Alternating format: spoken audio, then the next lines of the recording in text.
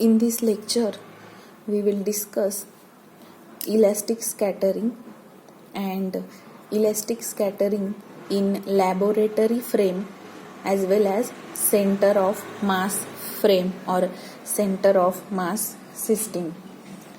So we have already discussed what is elastic scattering. I hope it is clear to you.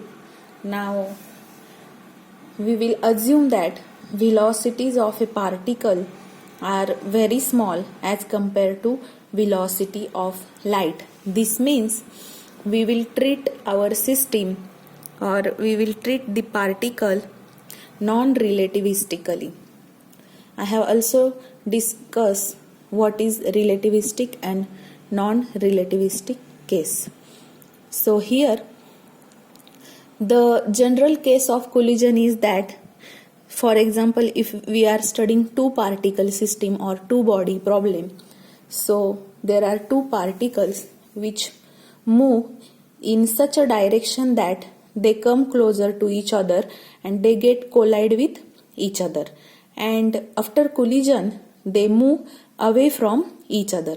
This is the very general case of the collision. So here we will discuss two cases due to which there is the classification of two types of system, that is laboratory system and center of mass system. So we will discuss what are these systems. So since it is a elastic scattering, here linear momentum as well as kinetic energy is conserved during this collision. So if I consider two particles of masses m1 and m2, let's say this particle having mass m1 and here I am having the another particle with mass m2. Now we have considered velocity of m1 particle is u1. Okay, it is vector, so I will put bar over u1, and velocity of the other particle m2 we will consider as u2, so u2 bar. Now this particle come close to each other in such a way that they will come close to each other and they will get collide. Now here there is collision of these two particles, and due to which they will move away from each other. So this will be the picture of the collision. Now after collision, velocities are changing, which are v1 and v2 respectively for particle m1 and m2. So in this way we can show the collision. Now in order to carry out the conservation of momentum and kinetic energy, we will require a particular frame of reference. So for this we will discuss basic two types of frame of references, which are laboratory frame and center of mass frame. So to conserve the momentum and kinetic energy, or to study the conservation of this momentum and kinetic energy, we will need frame of reference, and there are basic two types, which are laboratory frame and center of mass frame. So we will first discuss laboratory frame and then we will move towards center of mass frame. Now since to carry conservation of momentum and kinetic energy, we will need frame of reference, and which are basically of two types. One is the laboratory frame of reference and other is the center of mass frame. So first we will start laboratory frame. So the scattering experiment are often carried out in which one of the particle is rest in a laboratory and other particle approach to that rest particle and then collision take place. So a system in which particle collide with another particle at rest is known as laboratory frame. or in short it is called as lab frame. Means one particle will remain at rest and only other particle is moving, and that moving particle will approach to a particle which is at rest, and then there is the collision of the particle which is moving, and it will get collide on the particle which is at rest. So the particle which is moving will have some specific name. That moving particle is called as projectile, and the particle which is at rest is called as a target. Now suppose we consider two particles of masses m1 and m2, as in previous lecture we had considered, or here also we consider two particles of masses m1 and m2. So here we will consider that particle m2 is at rest, means velocity of a particle m2 that we have previously considered as u2, that will be 0 since it is at rest, and since it is at rest it is called as a target, because the particle which is at rest is known as the target, and moving particle which approach to the particle at rest will get collide on that particle is known as a projectile. Now in our case m2 is at rest, so it will be called as a target, and since it is at rest its velocity is 0, and m1 is a particle which is moving, therefore it is known as a projectile, and this m1 will approach to m2 with velocity. Here m1 will approach to m2 with velocity u1, since m1 is moving, and it is known as a projectile. So let's draw a figure. That figure is about the particle m2 as at rest. So let me consider a particle m2 here. So this is our m2 which is at rest, therefore its velocity u2 will be 0. Now we consider that this m2 is rest, so it is known as a target. This is definition, and now we will consider our first particle which is known as a projectile, that is m1, which approaches with velocity u1 bar towards the m2, and since it is moving it is known as a projectile. So here this is the picture before the collision. Now as time passes, this m1 will move with velocity u1 and it will approach to m2 which is at rest, and it will get collide. This is the picture before collision.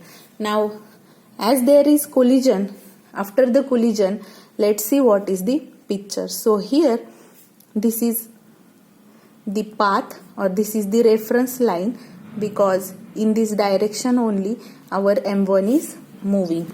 So let's say this is the moving particle m1 and its velocity is u1 bar. So I'm not going to show this particle because it is moving. Now here somewhere at this point, let's say there is collision taking place. So since m1 is moving with some velocity, it will get move little bit more away than m2 because m2 was at rest. So m2 will move little bit small distance. That's why I have drawn these two vector. One is smaller and one is larger. And this is our particle m1 and this is particle m2. Now after collision, velocities of this particle are v1 bar and v2 bar. So this is the picture after the collision. Now if I draw the diagram which is resultant of this both diagrams. So if I have to draw the resultant diagram, before drawing it, let's say this angle theta is the scattering angle of particle m1 and the m2 is recollide along the direction, this direction, which makes an angle alpha. So here, after collision, m1 will move with velocity v1 along the direction which makes an angle theta with the incident direction. So theta is the angle made by m1 after collision with the incident direction, and alpha is the angle after collision made by particle m2 with the incident direction. So I hope it is clear, the terms theta and alpha. Now I will draw a resultant diagram of this both diagram. So in resultant, let's say this is incident direction, and with this direction particle m1 was moving with velocity u1, and after collision the particle m1 moved upward, that is away from m2, and here there is the movement of m2. So this is the particle m2 position after collision.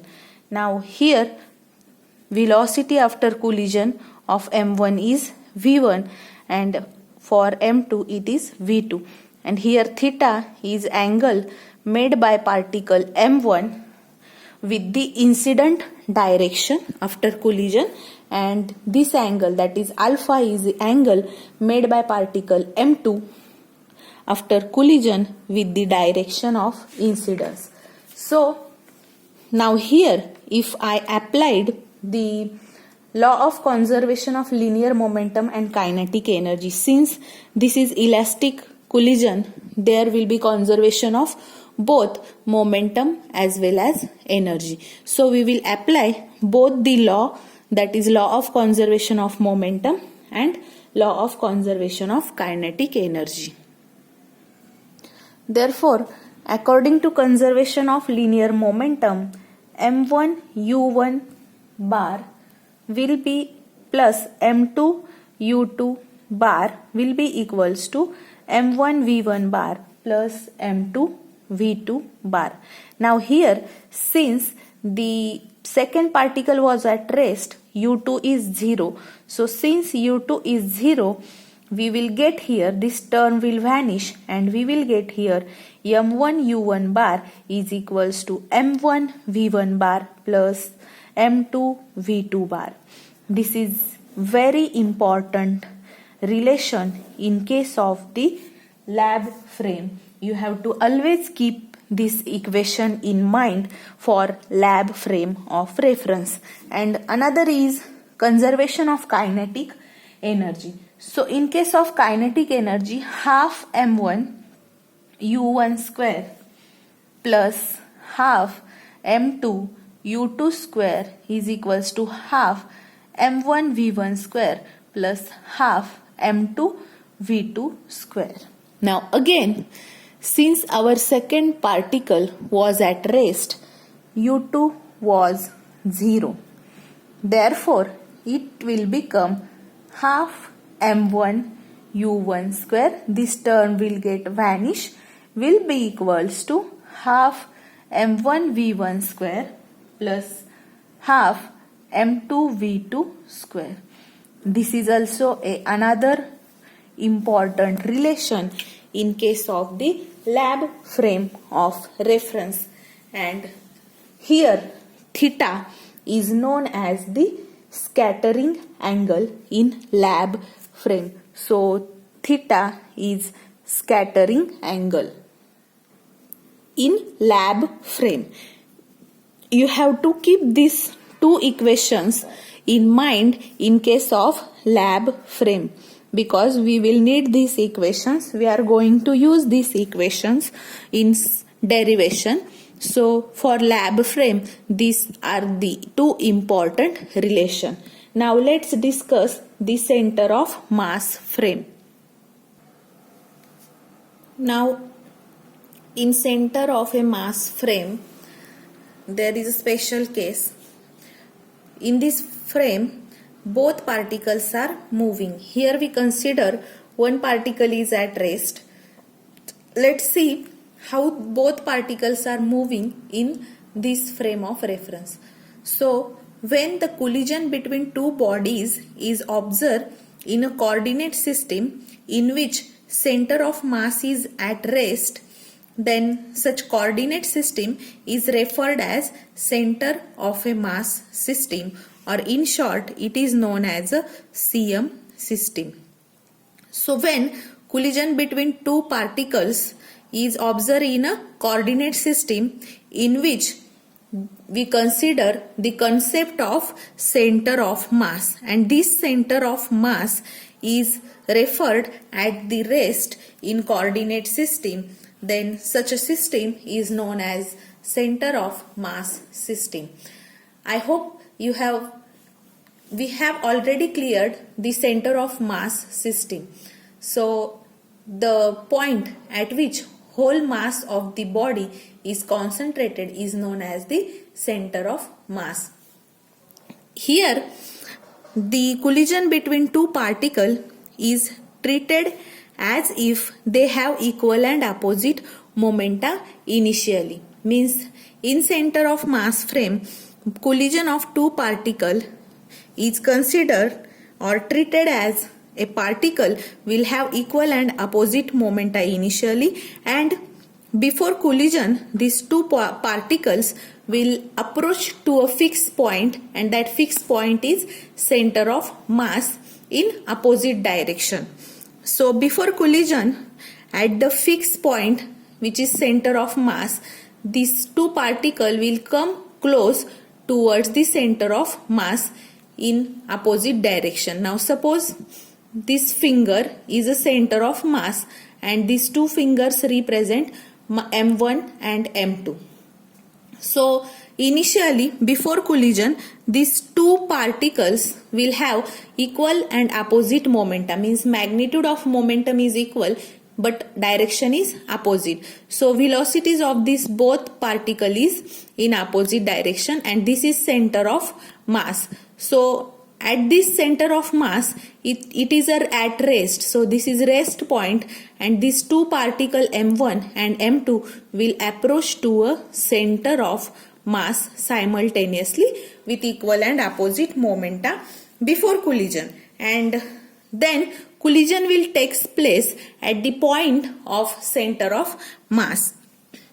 And after collision these particles will move away from that center of mass, means when again collision is occurred, here collision will take place, and after collision again these particles will move away from this center of mass in opposite direction. So for this let's draw the diagram, then it will be very clear to you.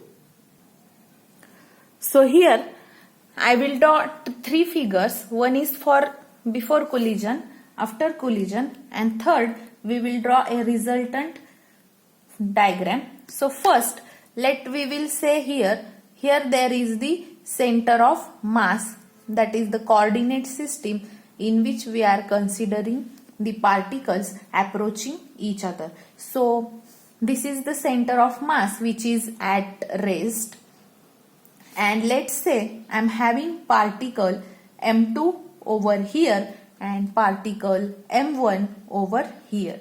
So the particle M1 and M2, and now I will consider their initial velocities, that is velocities before collision, as u1 dash bar and u2 dash bar, because already we have used the notation u1 and u2 for lab frame of reference.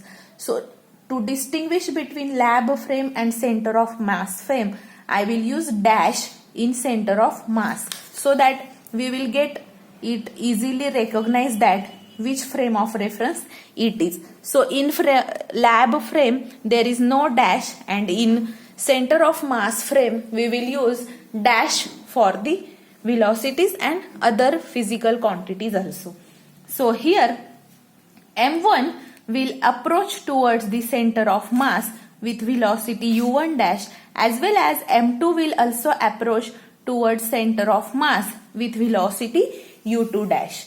Then a point will come when the collision will take place at the center of mass. So let's me draw the incident direction as a reference line. So this is our direction of incidence. Now here what I will do, I will take the center of mass at which collision takes place. Now at this mass collision will take place and particle m1 and m2 will move away from each other from the center of mass in opposite direction. So let me take here particle m1.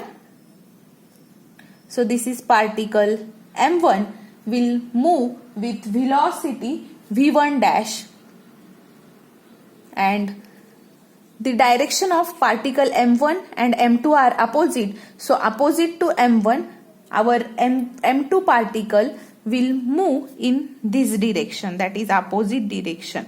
So this is the direction of motion of particle m2 with velocity v2 dash. So this is the case. Now here we will take theta dash as the angle made by particle m1 after collision with the incident direction, and another angle is alpha dash that I am not going to denote. So here this is the picture after the collision and this is before collision. Now if I draw the resultant, so let me draw a resultant. So for resultant also I will need the incident direction as the reference line. So in this incident direction, here this is the direction in which m1 is moving. Let me consider center of mass over here, and this is the direction of m1 with velocity u1 dash. So this m1 will approach towards center of mass, as well as direction of approach of m2 is this. So this is our particle m2 with velocity u2 dash, which will come towards the center of mass. Now at the center of mass, both positive direction, and they get collide at this point, and after collision they will move in opposite direction of center of mass. So I will directly draw the picture after collision. So this will be the case after the collision. So this is our m1 and this is particle m2. So here angle made by m1 with incident direction, this is our incident direction, is theta dash, that is angle made by m1 with incident direction after the collision. Now m2 will have velocity v2 dash and m1 will have velocity v1 dash. So let's denote those velocities. So this is the case after the collision and before collision, resultant of this both diagrams. So this both diagrams are separated, and this diagram implies me the resultant of this two.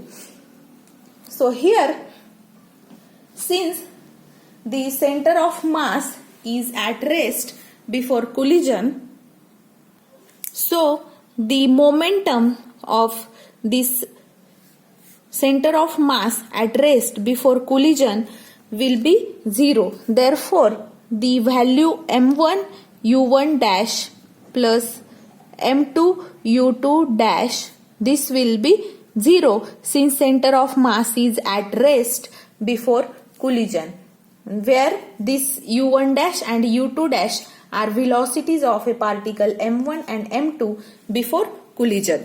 And after collision also our center of mass is at rest.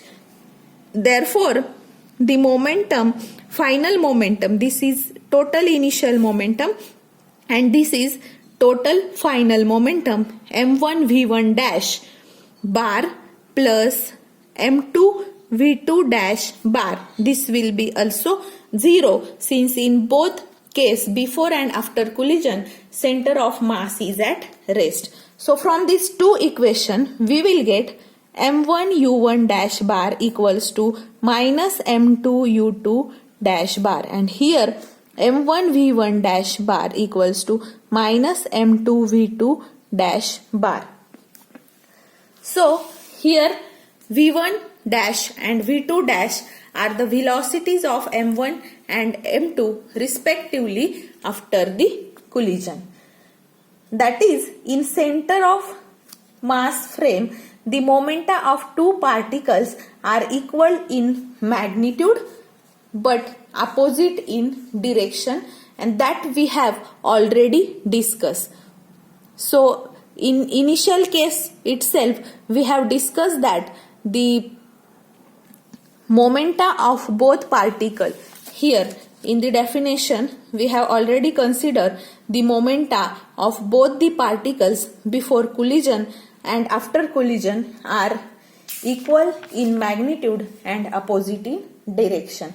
And in this case, this theta dash is the angle of scattering in center of mass frame. Therefore, we can conclude that in lab frame, the momentum P of center of mass is not 0, whereas in center of mass frame, the momentum is equal to 0. And the final states of scattered particle in both frame, lab and center of mass, is collectively drawn. Now see here, you can observe, let me show you. So you can see here, this is for center of mass frame and this is for lab frame. So for lab frame, we will draw, this is the final state. These two lines, that is M1 and M2, represent final state for lab frame, and this is for the center of mass frame. Now what we will do, we will collectively draw this for both this state. Means I will draw this diagram collectively. Means see here, if you observe this is for lab frame and this is for center of mass frame. These both are final stages, that is after collision. Now we will draw the diagram collectively for this both frames. So how the picture will looks like. So let's draw that diagram. So first I will draw here the incident direction as the reference direction. So if this is the point of collision for our lab frame, means this point I am drawing. So for lab frame, this is the point of collision. Now both pictures are final stages, that is after the collision. So this is for lab, this is for center of mass. So for this, the direction and the movement of M1 is this direction. So this is the particle M1 and I will represent its position vector with R1 bar. Okay, and this theta is angle of scattering for M1 after collision. Similarly, I will draw for M2, and this is that direction for particle M2. So this is particle M2 and its position vector I will represent by R2 bar with scattering angle alpha. Now if I consider center of mass somewhat here, that is the point of collision for center of mass system, then the particle m1 will get scattered in somewhat this direction. So for center of mass, I will draw this picture, that is m1 will get scattered in this direction, and for this I will take r1 dash bar as a position vector, and this is our theta dash now, and here this is the direction of m2 after collision with position vector r2 dash. So the collective diagram is this. Now here this is taken as a resultant or vector r bar, which is the position vector of resultant of r1 and r2, that is r bar. So r1 is the position vector for m1, r2 is position vector for m2, and r bar is the position vector for this center of mass.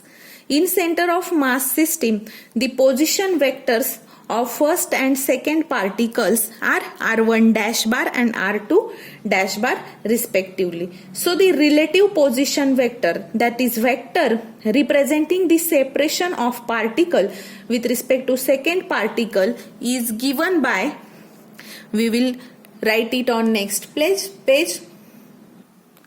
So the relative position vector, that is separation between the position vector of first particle with respect to second particle, means we are going to find the separation, the vector which gives separation between particle 1 and particle 2 with respect to one another. So resultant of these two vector, now see, these are equal and opposite, not equal but directions are opposite. So separation between them is given by r bar is equals to r1 bar minus r2 bar for lab frame, and for center of mass it is r bar is equals to r1 dash bar minus r2 dash bar for center of mass. Let's say this as equation number 1. Now since origin of center of mass is situated at the center of mass, means in center of mass system or in center of mass frame, origin is at the center of mass itself. Therefore, I can write here m1 r1 dash bar, dash is there because it is center of mass frame, plus m2 r2 dash bar, this will be equal to 0 since origin is at the center of mass itself. Let's say this as equation 2. From this equation I can write m1 r1 dash bar is equals to minus m2 r2 dash bar, or I can also write m2 r2 dash bar equals to minus m1 r1 dash bar. So here this implies me that r1 dash bar is equals to minus m2 upon m1 r2 dash bar, or r2 dash bar is equals to minus m1 upon m2 r1 dash bar. Now we will use this r1 dash bar and r2 dash bar separately in equation 1. So equation 1 is r bar is equals to r1 dash bar minus r2 dash bar. We will use this equation, and in this equation first we will put r1 dash and then we will put r2 dash. From this we will get some equation. So let's calculate. So first here let me write it again because I have to put both separately. So r is equals to r1 dash bar minus r2 dash bar. Now here I will put r1 and here I will put r2 in terms of r1. So if we substitute r1 dash here, we will get minus m2 upon m1 r2 dash bar minus r2 dash bar. This is equals to r bar. Now from this, if I took minus r2 dash common, I will get r bar is equals to minus r2 dash bar into m2 upon m1 minus 1, or I can write r2 dash bar making denominator same or rationalize it. This will become m1 into minus 1. This will become m2 minus m1 upon m1. So rationalization, I did rationalization over here. So from this we can find r2 dash bar. Now here there is mistake. I have taken minus r2 dash bar common, so this will become plus. So here I will get plus sign since I have taken minus r2 dash common from this term. So if I find r2 dash bar, what we will get? We will get m1 upon m1 plus m2 with negative sign into r bar. So this is the value of r2 dash. Now similarly we will find r1 dash.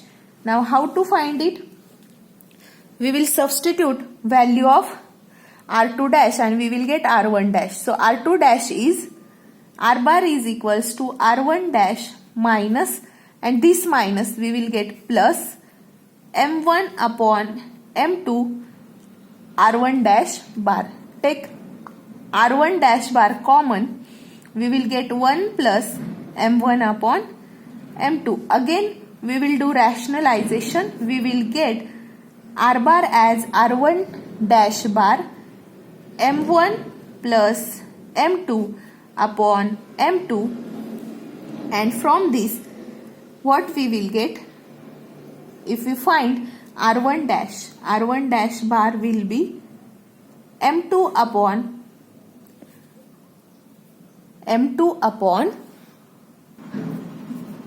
m1 plus m2 multiplied by r bar. So here we got r1 dash and r2 dash. So let me call this. Now here if we put, we will introduce the concept of reduced mass. I will write here. So we have discussed reduced mass, that is two body problem is converted into one body problem by the introduction of the reduced mass concept. So what was reduced mass? Was given by mu as m1 m2 upon m1 plus m2. So from this, if here we substitute, if we convert this part in terms of mu, I can write here, let's say r2 dash bar equals to minus, now m1 upon m1 plus m2 means mu upon m2, right? So here mu upon m2 is nothing but m1 upon m1 plus m2, right?